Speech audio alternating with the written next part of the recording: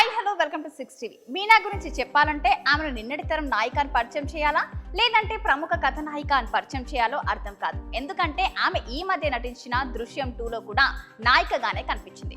కాబట్టి ఒక రకంగా చూస్తే ఆమె ఇప్పటికీ నాయికే, సీనియర్ కథానాయిక అంతే.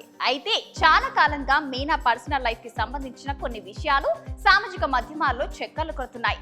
ఆమెకు ప్రముఖ కోలీవుడ్ నటుడు రజనీకాంత్ అల్లుడు ధనుష్తో సంబంధాలు ఉన్నాయనే మాట ఒకటైతే, రెండవది ఆమె భర్త విద్యాసాగర్ చనిపోయాడు కాబట్టి ఆమె మరొకరిని పెళ్లి చేసుకోవాలని ఫిక్స్ అయిందని, రెండవ పెళ్లికి మీనా రెడీ అయిందనే వార్తలు బాగా వైరల్ అవుతున్నాయి. ఈ రూమర్స్ పై చాలా కాలంగా పెదవి విప్పని మీనా మొదటిసారి వాటి గురించి మాట్లాడింది. తనకు ధనుష్ కు మధ్య ఎలాంటి సంబంధం లేదని తెలిపేసింది. ఇక రెండవ వివాహం గురించి కూడా చక్కని క్లారిటీ ఇచ్చింది. తను లైఫ్ గురించి ఇంకా ఏమీ ఆలోచించలేదని పేర్కొంది.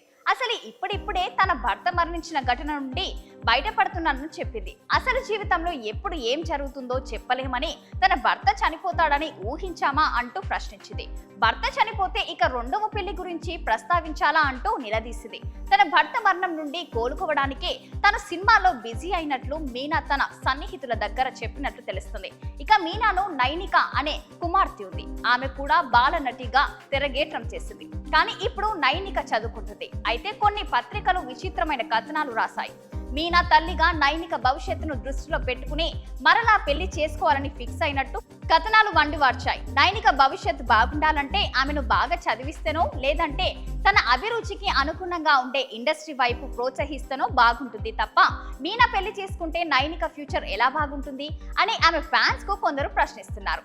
లైమ్ లైట్ లో ఉన్న వారిపై ఇష్టరీతిగా పిచ్చి రాతలు రాసి పబ్బం గడుపుకోవడమే కొందరు పనిగా పెట్టుకున్నారని అంటున్నారు. ఇక మీనా కూడా ఇలాంటి వార్తలతో తనకు ఇబ్బంది పెట్టొద్దని, తనకు కూడా ఫ్యామిలీ ఉందని, ముఖ్యంగా తనకు ఒక కూతురు ఉందని చెప్పుకొచ్చింది. మరిన్ని లేటెస్ట్ అప్డేట్స్ కోసం చూస్తూనే ఉండండి 6 టీవీ.